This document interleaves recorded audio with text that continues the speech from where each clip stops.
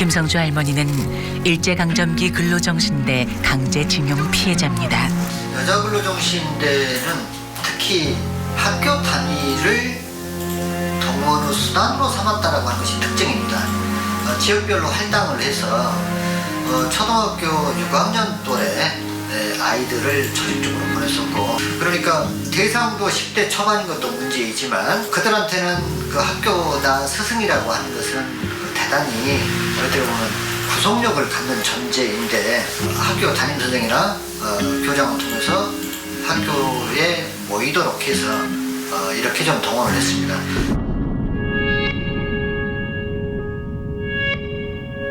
일본 공부도 하고 중학교 고등학교로 다니고 한국에 올 수 있으면 반대로 올 수 있다. 그러니까 언니하고 가서 만나니까 언니 있는 데로 가니까 가거라. 그래서 나를 보냈던 거예요. 기숙사 안에는 풀을 그냥 무조건 다 뜯어서 그냥 다 배가 고픈 게 그럼 뜯어서 먹느라고 볼일 못 보지요. 전부 다 이거 땅바닥에 풀이에요. 아무 풀이고 그것이 다 뜯어먹는 거예요 우리가. 황신덕 선생은 민족문제연구소에서 발행한 친일 인명사전에 등재돼 있습니다. 황국신민으로 전쟁에 협력해야 한다는 기고문을 써 학생들을 선동하고 또 제자를 근로정신대에 보낸 인물입니다. 황신덕 선생의 친일 행적이 뚜렷이 밝혀지고 있지만 학교에는 황신덕을 기리는 흔적들이 곳곳에 있습니다. 대법원에서 인촌 김성수가 친일 행적을 했다는 판결을 내리고 최근 서운까지 박탈됐기 때문인데요. 그러나 고려대학교 내에는 김성수의 동상과 기념관이 그대로 남아 있습니다. 만약 학병에 지원하지 않아서 대동아 건설에 참여하지 못한다면 제국의 제1분자로서 내지와 조금도 다름없는 대우, 곧 권리를 받지 못할 것. 다시 말해서 일본을 위해서 전쟁에 나가지 않으면 일본인과 똑같은 권리를 받지 못할 것이다. 이화여자 대학교 내에 서 있는 친일파 김환란 총장의 동상을 두고 학교 측과 학생회 측은 갈등을 빚고 있습니다. 최고의 명문대학에 친일 행적을 한 이들의 모습이 아직도 남아있는 이유가 궁금해집니다. 일제는 어른아이 할 것 없이 일본에 충성하는 신하가 되겠다는 황국신민 서사를 외우게 했습니다. 우리말, 우리 글조차 쓰지 못하고 황국신민이 되라고 했던 이유는 조선인을 전시체제에 이용하려는 의도가 있었습니다. 일본과 조선은 원래가 같은 조상이었다. 즉 일선동조론입니다. 그렇게 해서 너희들 조상이 사실 일본에서 온 거다. 지금 나누어져 있는데 합쳐지는 것이 원 상태로 되돌아가는 것이다.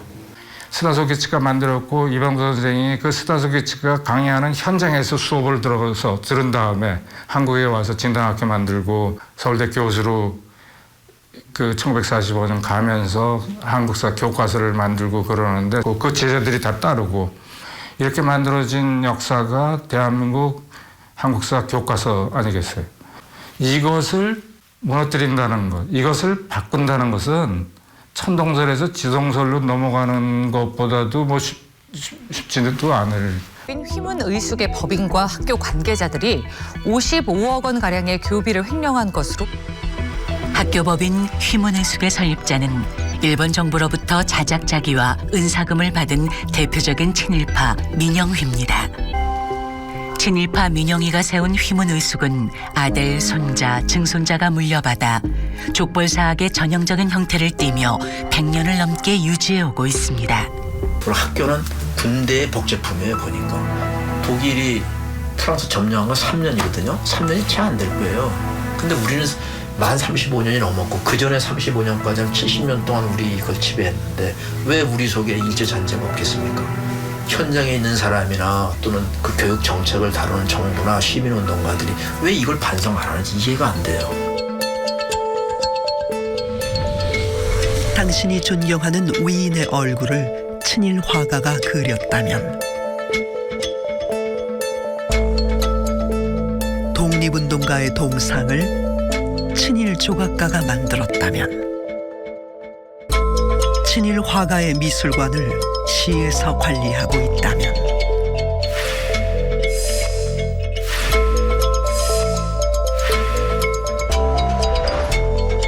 당신은 어떻게 하시겠습니까? 친일 문제를 이렇게 제기했을 때 빨갱이 같은 미꾸라지 한 마리가 미술계를 다 흐트러 놨다 이런 표현으로 저를 공격하게 됐고요. 우리에게 은덕을 주신 분들을 이렇게 그 논문에다가 거론을 해서 그 욕을 매겨서 되겠냐. 그 문제된 부분을 삭제해라. 좀 더러운 얘기인지 모르겠지만 그 똥 싸놓고 신문지 덮어놓고 다들 쉬쉬하고 있는 거예요.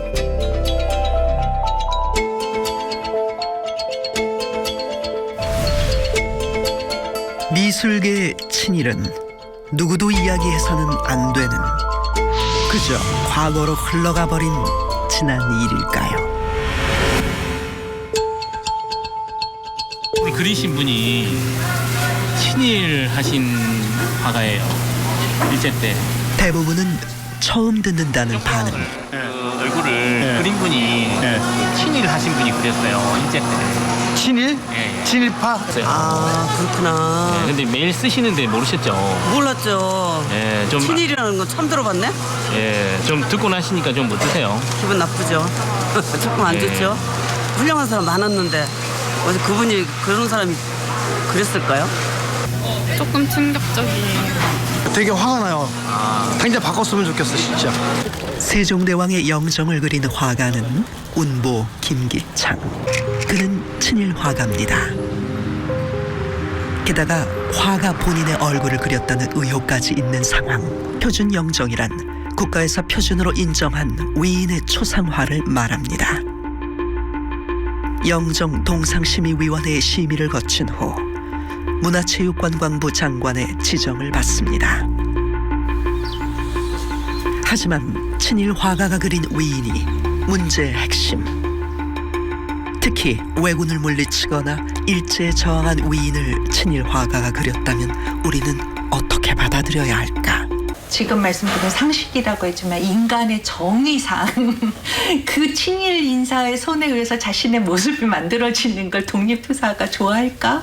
특히 대한민국 정부가 수립된 이후 미술가로서 활동할 수 있는 공간이 옛날 총독부가 주최했던 조선미술전람회의 제도 방식을 그대로 개성한 대한민국 미술전람회 이른바 국전이란 것인데 이 국전에 핵심 세력으로 진입하게 되면서 미술계의 가장 영향이 높은 인물이 되었기 때문에 이 사람들이 떠나고 나서 그 사람들이 심어놓은 그러니까 인적 구성이 그러니까 하나의 미술계에 있어서의 그런 그 권력 구조를 갖다가 만들어내고 또 지금 말씀드린 그러한 식민 미학이 하나의 그 사람들로 하여금 어떤 일상에서 접하게 되는 화폐에서부터 동상이니 뭐 이런 그 우리가 매일 접하게 되는 이런 시각 문화 속에 그대로 지금 그 남아서 사람들은 어떤 사상이나 뭐 눈에 보이지 않는 경험 이런 것들을 공유할 수는 있지만 그것이 정확한 모습은 띄지 않거든요. 그런데 그것을 그림으로 나타내거나 조각으로 만들었을 때 사실로 믿습니다. 그 이분들이 또 해방 이후가 되면 대부분 다 대학에 가셔가지고 교편을 잡으세요. 그러니까 이제 그 밑에 많은 제자들이 또 배출되게 되고. 대한민국 표준 영정 1호. 외적을 물리친 이순신 장군의 영정. 하지만 친일 화가가 그린 영정이 이순신 장군의 사당인 현충사에 자리 잡았습니다. 이순신 장군은 일본과 전투하면서 돌아가셨고 이런 분들을 모신 사당인데 일제를 찬양하던 도저히 뭐 친일 화가의 손으로 그려진 어울리지 영정. 않는다고 보는 겁니다. 여러분들 우리가 잘 알지 못하는 사이 우리 곁에 자리 잡은 친일 음악 그리고 친일 음악가. 정확한 눈을 가지지 못한 채 우리는 음악을 듣고 즐기며 살아가고 있습니다. 중국에서 활동하던 독립운동가들을 의미한다고 알려져 있죠.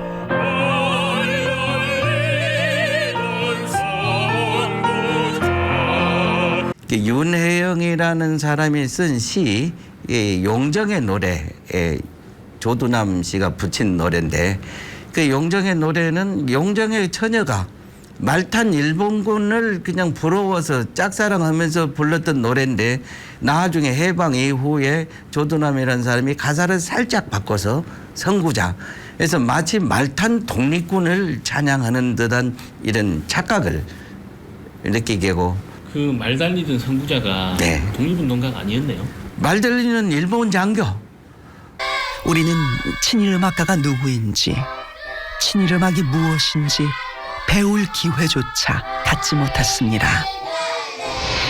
특히 음악 분야에서는 친일 인명사전에 올라 있는 41명의 음악가가 있는데 그분들이 대개 다 그 교과서를 만들어 왔었어요. 편수 작업을. 그래서 온통 친일파들의 노래. 때론 한 소절만으로도 눈시울이 붉어지게 만드는 애국가. 나라를 사랑한다는 뜻이 담긴 애국가까지 친일과 연관되어 있다면 여러분은 어떠시겠습니까? 애국가를 수록한 한국환상곡과 안익태의 친일 행적의 핵심인 만주환상곡의 관계가 논란이 되고 있습니다. 만주국, 일본의 괴뢰국이죠. 만주국 건국 10주년을 기념해서 만주환상곡이라는 곡을 작곡합니다. 해방 후에 그 대부분의 줄기를 놔두고 한 편을 살짝 바꿔가지고 한국환상곡이라고 이렇게 또 조금 바꿔요. 그래가지고 그 중에 들어있는 부분이 이 애국가예요. 근데 우리는 그 만주환상곡이라는 게 일본을 찬양하고 일본의 왕, 저희들 말로 천왕이라고 부르는 그 천왕에게 바치는 노래를, 바쳤던 노래를 우리 애국 국가로서 쓰고 있는 것이 참 부끄러운 일이고. 만주국을 바탕으로 한 일제 세계 침략을 찬양하는 안익태의 만주환상곡. 애국가를 포함하고 애국 음악으로 연주되는 안익태의 한국환상곡. 역사적이라고 하는 그런 차원에서 볼 때 우리가 친일 잔재를 청산하지 못했던 큰 과오가 있지 않습니까? 우리 공동체가. 그게 여전히 지금도 아직도 특히 애국가에 대해서는 조금도 치유되지 않은 채 지금도 계속되고 있는 거죠.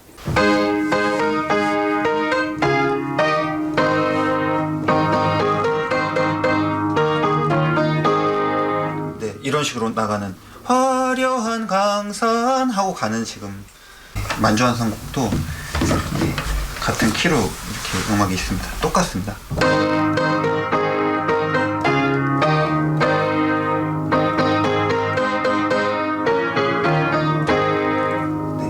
그만 들어봐도 같은 선율임을 알 수가 있습니다. 6년인가 7년인가 미국으로 이제 지휘하러 가려고 했더니 미군정에서 이 사람은 친나치 그게 있으니까 못 온다라고 했어요.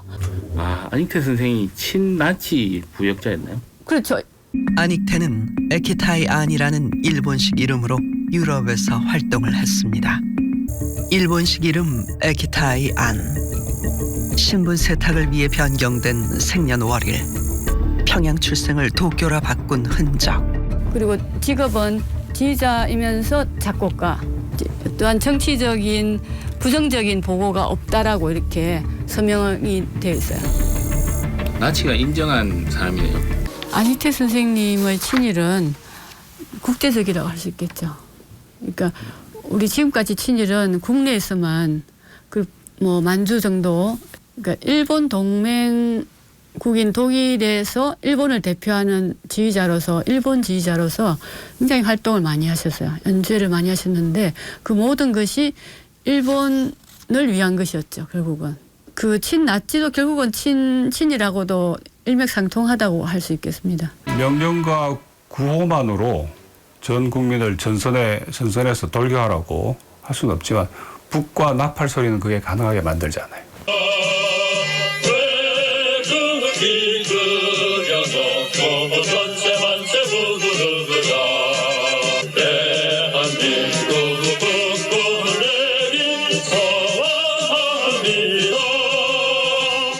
나라님은 여기서 일본 왕을 얘기하는 것입니다. 그러니까 일제가 한국에게 요구했던 것은 자발성이었습니다. 그런데 바로 그 자발성을 이끌어내기 위해서 이는 피로 쓴 지원이라는 겁니다. 나는 피로서 자발성으로 일본 왕을 위해서 내 목숨을 바치겠다 하고 하는 일종의 약속인 것입니다. 이건 더할 수 없는 친일이죠. 3.1운동에 참가했던 소년, 소녀들 그리고 청년 학생들이 100년 뒤에도 아직 일본 군가를 부르고 있고 일제에 부역했던 그런 사람들을 훌륭한 작곡가라고 가르치고 있는 그 교과서로 공부할 것이라고 그렇게 정말 생각했을까요? 저는 3.1운동 100년이라는 것은 그걸 적어도 극복하거나 내지는 극복을 못하더라도 극복하려고 하는 시도라도 하는 그런 100년이 돼야 한다고 생각합니다.